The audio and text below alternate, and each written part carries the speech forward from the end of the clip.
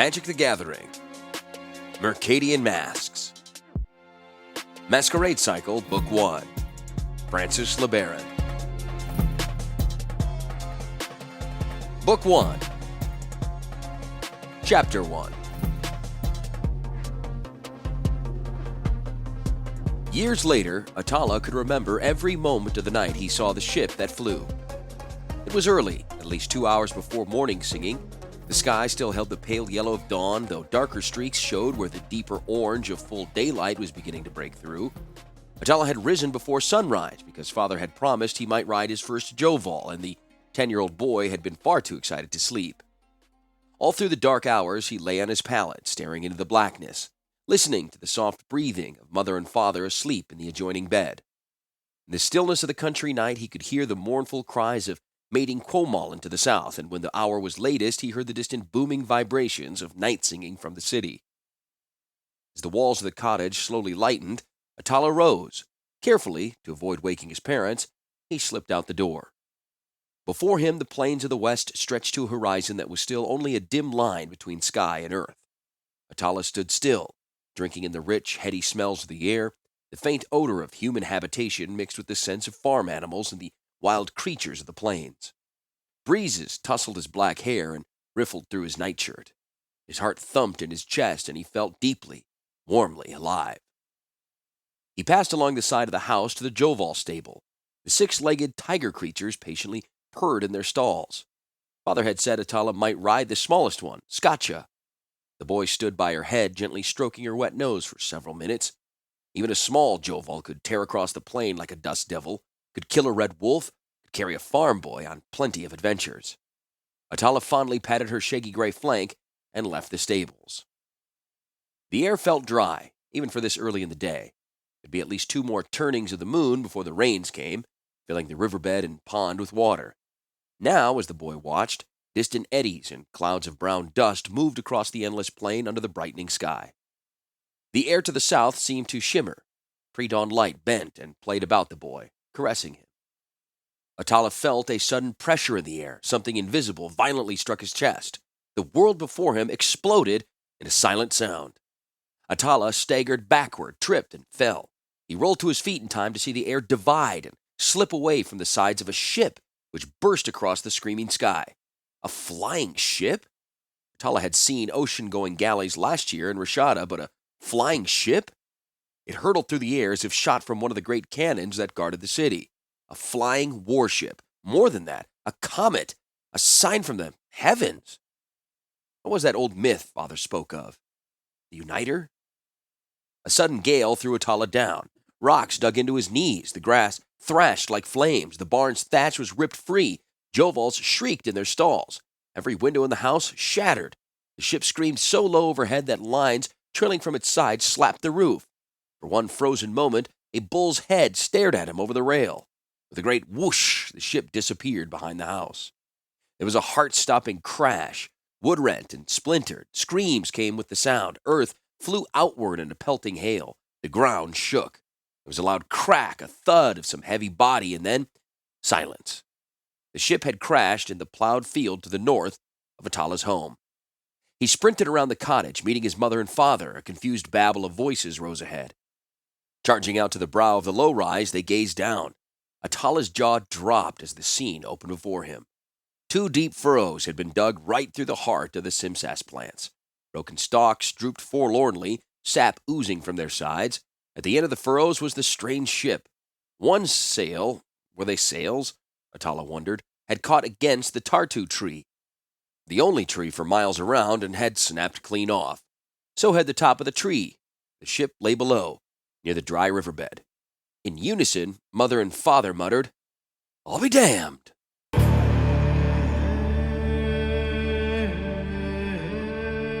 Gerard Capuchin wiped a trickle of blood from his close-cropped beard. The once-healed cut on his left cheek had opened again. But if that was the worst injury, he was lucky. Ribs ached beneath his red waistcoat. He would have fallen if not for the helm, but it had paid him back with a blow that drove the air from his lungs.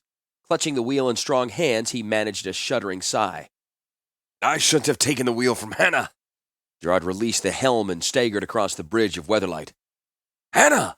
he gasped out, approaching the navigator. She slumped across the cartographer's desk. Gerard tenderly embraced her. Are you all right? Hannah lifted her head, breathing in short, panting grasps. She raked blonde hair back from her face and said breathlessly, Yes, but what of the ship? Ship be damned. What of the crew? Gerard said gravely. The only other crew member on the bridge had been the cabin boy. The goblin had been hurled against the wall and was now a mere bundle of whimpering limbs. Are you hurt, Squee? Gerard asked, moving toward him. The green-skinned creature struggled to his feet. There was no sign of serious injury. Squee's head got cut off! Gerard smiled. Not cut off, but I'm not sure it's on straight. As Squee cracked his neck and every other joint, Gerard strode to the bridge window. Beyond, the Minotaur first mate helped injured crew members. Strong and sure-hoofed, Tongarth himself had escaped the crash, relatively unscathed. Hannah was already heading out onto the upper deck. She gave a faint yelp of dismay and ran aft along the slanting planks to view the damage done to the ship's sails. Gerard joined the Minotaur. How bad is he? He asked, gesturing at a young sailor who gingerly cradled his arm. Tongarth's eyes blazed yellow beneath twisted horns. There was blood in the Minotaur's flaring nostrils. This one's not bad. Some broken bones, cuts, bruises. Orm's sickbay will be overflowing. He motioned to two crewmen who helped the injured sailor to his feet and conducted him toward a hatch. Gerard nodded gravely. At least we got out of Rath. Most of us, Tongarth said. Gerard had only recently gained the Minotaur's trust, and now there was unspoken accusation in his eyes. There are at least 2 dead, thrown from the prow. They can't be alive, twisted like that. And of course, there's Miri and Krovax and Urtai. Urtai? Gerard asked, scanning the deck with anxious eyes. Not here. He must not have made it. Gerard slapped a hand against the railing. You're saying he's still in Rath? Damn it! How could he not have made it onto the ship? All we had to do was jump as Weatherlight passed under him. He did manage to close the portal behind us. The Minotaur pointed behind Gerard to the empty sky. The opening is gone. Taking in the news, Gerard said solemnly, Even if it weren't, we'd have to fix the spar before he could fly back to get him. It's worse than that, came a new voice, rumbling behind them. The two turned to see a massive man of silver haul himself up from the engine room hatch. Smoke wreathed the metal golem and coiled into the early morning sky. Karn was a living part of Weatherlight's engine, and no one but Hannah knew the ship better than he. Systems throughout the ship are burnt out. Hull integrity in the bow is compromised. The left landing spine is jammed. A split has opened in the sub-reactor manifold. And of course, the Thran crystal is still damaged. Everything else will have to be fixed before we can fly, and the Thran crystal before we can plane shift. Gerard licked his lips and tasted the coppery sweetness of blood. Impatiently, he wiped his sleeve across his face. Well, wherever we are, we're stuck for a while. Oi! You up there? A man shouted below. The Minotaur glanced thoughtfully over the rail. Someone wants to talk to us. Oi! Who are you, and what in the name of the 9 spheres are you doing crashing into my farm? Gerard took a deep breath and shrugged to the Minotaur. Now for a bit of diplomacy. He secured a coil of rope to a bulkhead and dropped one end over the side of the ship. With practice and ease, he slid down the line and stood facing the farmer. Gerard extended a hand in greeting. My name's Gerard Capuchin. This is my ship, Weatherlight. The farmer, whose smock and bare feet indicated that the crash had awakened him, looked at Gerard stolidly. His arms dangled at his side.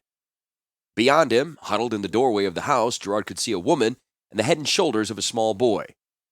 Weatherlight, the farmer repeated at last. Gerard slowly lowered his proffered hand. Yes. What is it? What are you doing here? Gerard smiled humorlessly.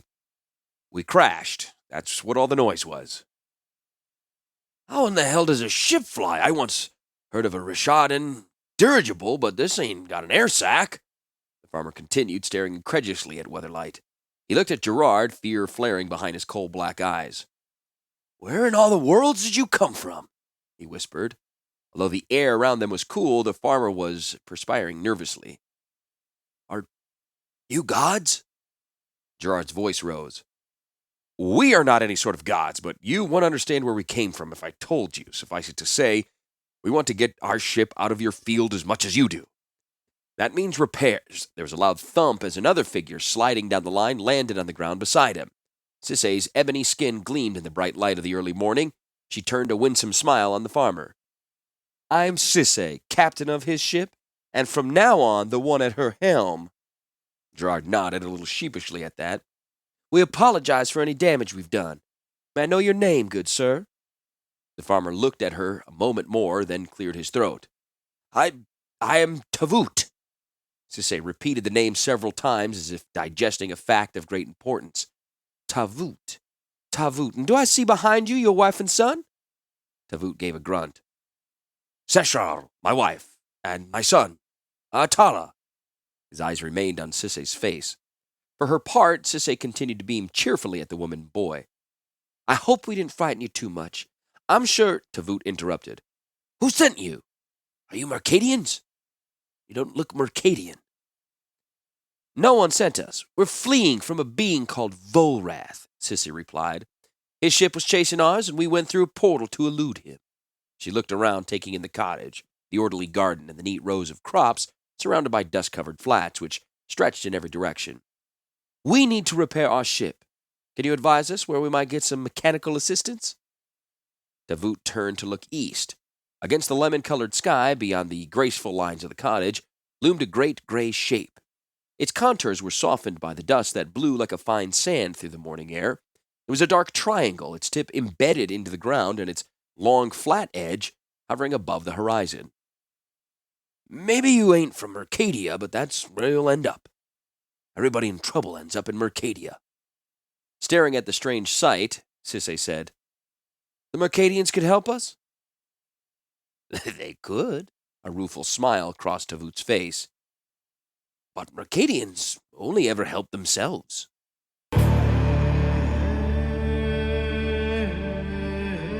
Atala was a bright lad, bright and a little enterprising. He and Gerard stood in an empty pen in the Joval stables. The space had been shoveled and swept, and new grasses lay in a bed across the floor.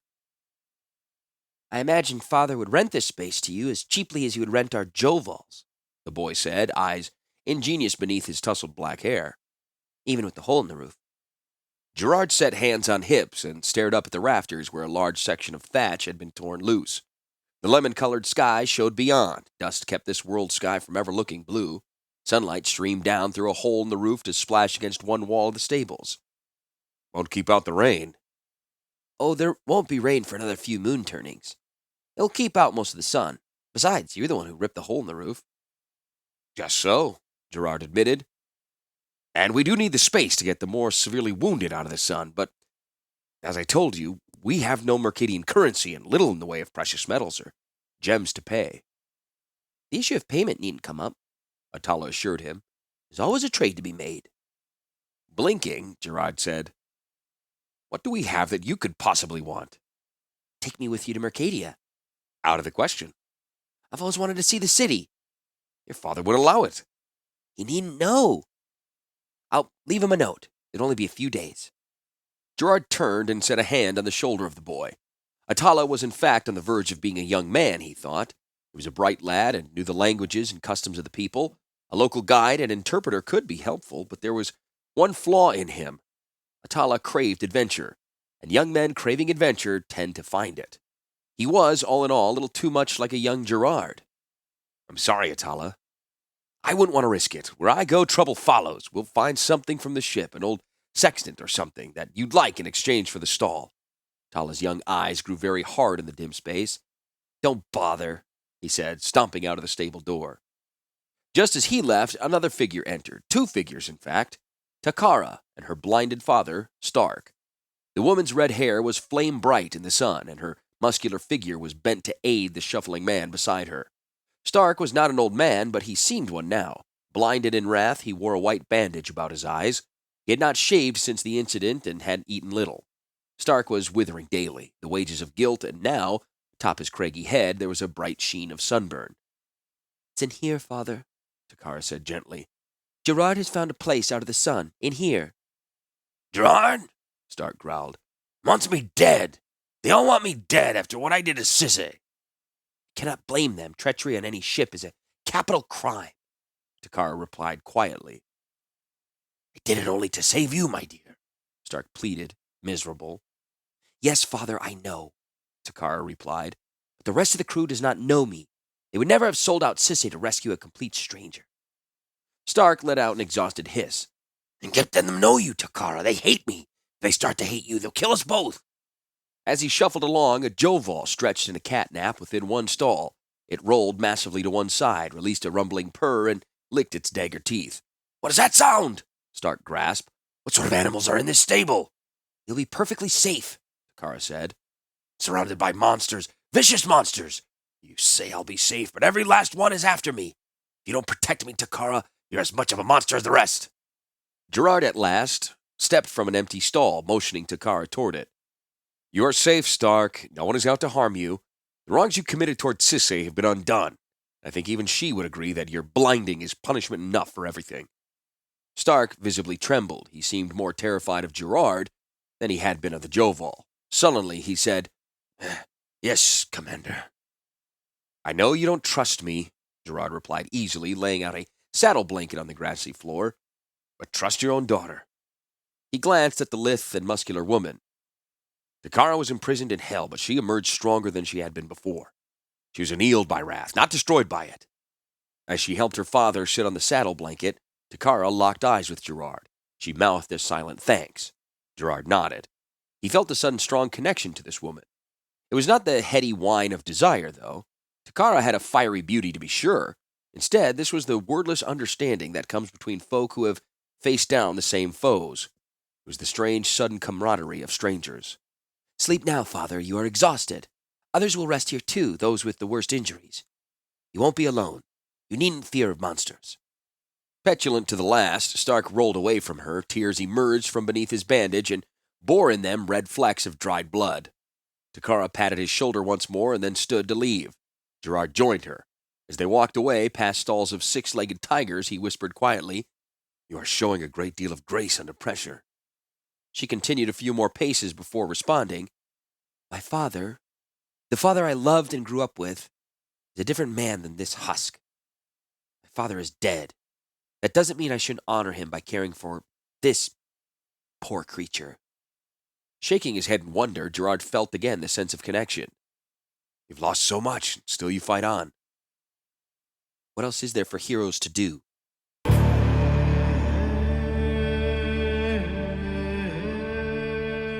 It had taken all day to empty the wounded vessel.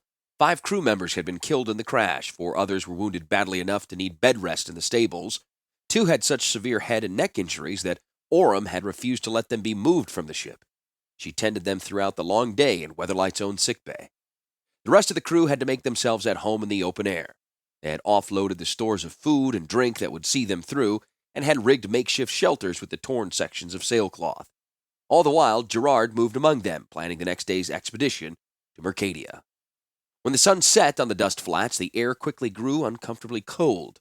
The crew huddled around a bonfire built from shattered hunks of Weatherlight's hull, and simsas stalks rained in the crash. The fire lit, 5 graves dug that afternoon on the hillside.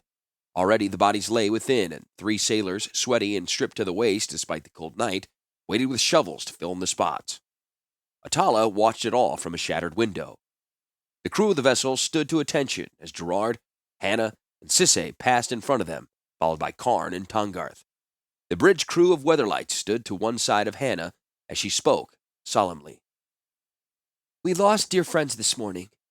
Danis, Groud, Steep and Willem, Erkika, and Bavella. We lost dear friends on Rath, Urtai, Krovax, and Miri. We have spoken their names to each other in grief, and all have mourned according to our own traditions. I want now to speak of the name of grief, the name of my dear friend and companion, Miri. Her eyes glistened in the firelight. Sisay put out a hand to gently touch hers. Miri gave her life that we might live, Hannah continued. She did this without thought. That was the way she lived her beliefs. It was during this last journey that I came to know her best. We became friends when she and I traveled through the sky-shroud forest on Rath. It was a friendship born of mutual respect.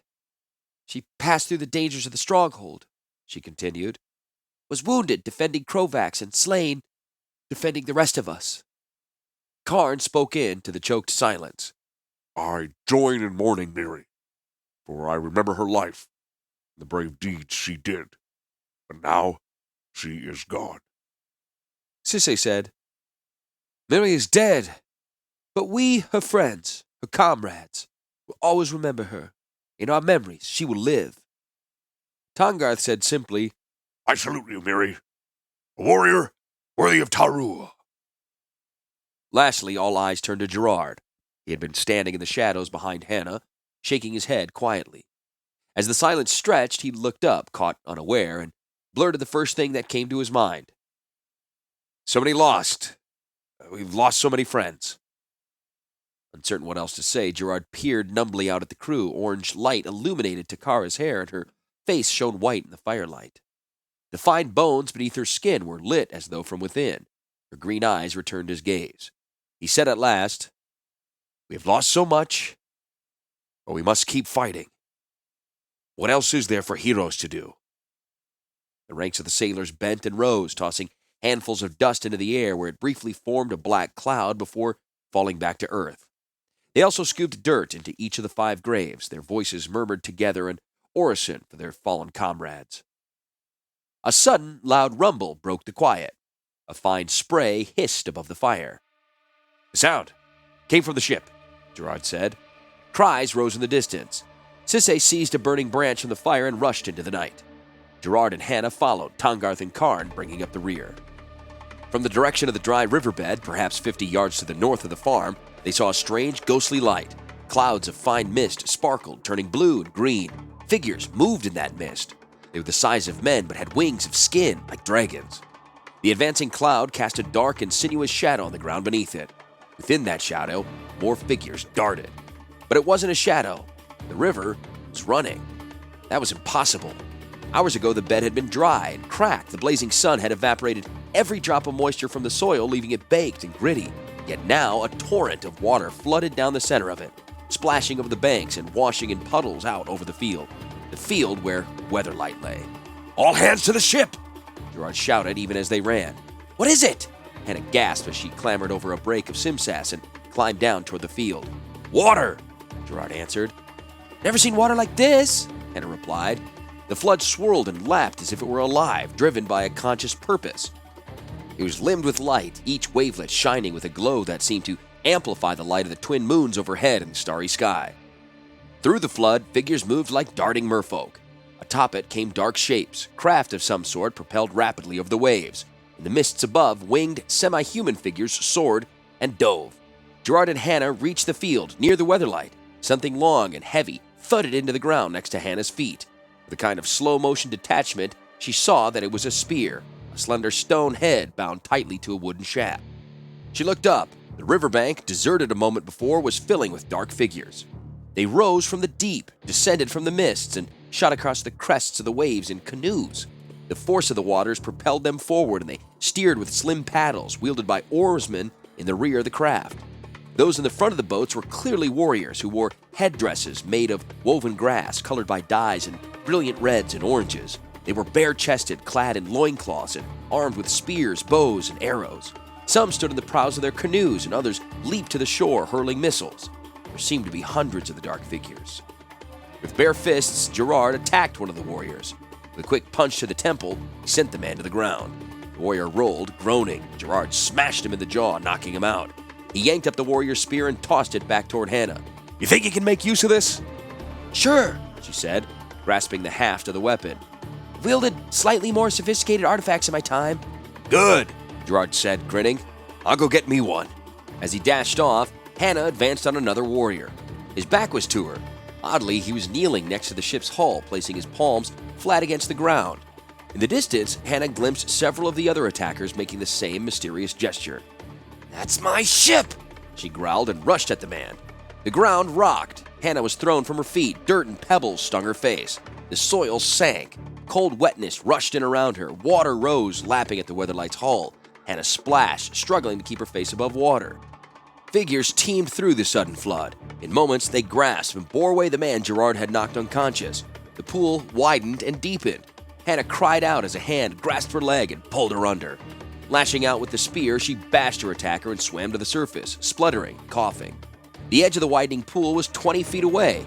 She struck out, swimming vigorously, kicking off her sandals and fighting the weight of her sodden clothing.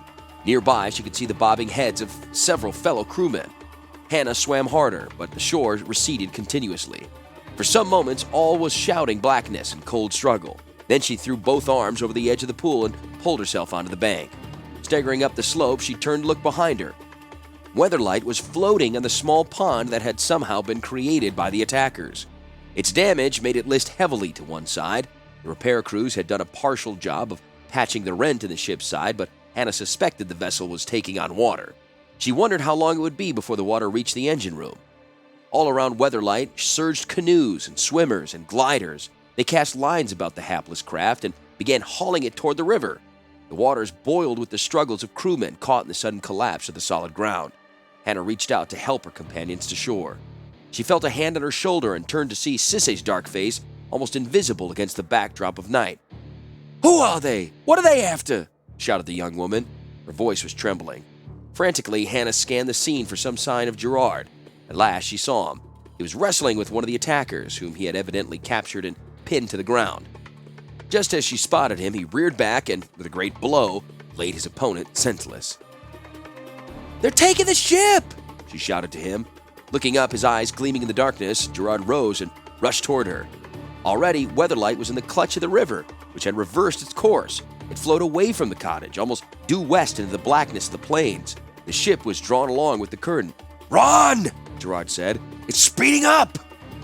"We'll never catch it now," Hannah said as she fell into step beside him. "We might. Look!" The massive ship seemed to hang up on something as if caught on a sandbar. Streaming water piled up behind it, but Weatherlight stalled for a moment in the flood. Something glimmered in the moonlit waters at the prow. A shiny boulder? No, it had eyes. Its mouth opened and an almighty roar of exertion bellowed across the waves. "Bless you, Karn," Hannah said, darting across the dark grasses toward the spot. It was too much for the silver golem. The weight of the ship drove him down into the muck. His fingers scraped uselessly along the keel. Weatherlight won free and shivered away atop the receding flood. "No!" Gerard shouted. He ran futilely onward. "No!" Panting, Hannah stomped to a halt. She gazed hopelessly toward the disappearing vessel. Her heart stood still as she spotted a small, turbaned figure clutching the rail and shouting. It was Orem. She had remained on the ship with her 2 charges. Gerard had seen her as well. With a shout that rose to the skies, he pursued the ship. It moved all the faster now, swiftly vanishing from him. The river dried up as swiftly as it had swelled. Pools and rivulets of water splashed beneath his feet, and his face was stained with mud. All was in vain. Weatherlight was gone.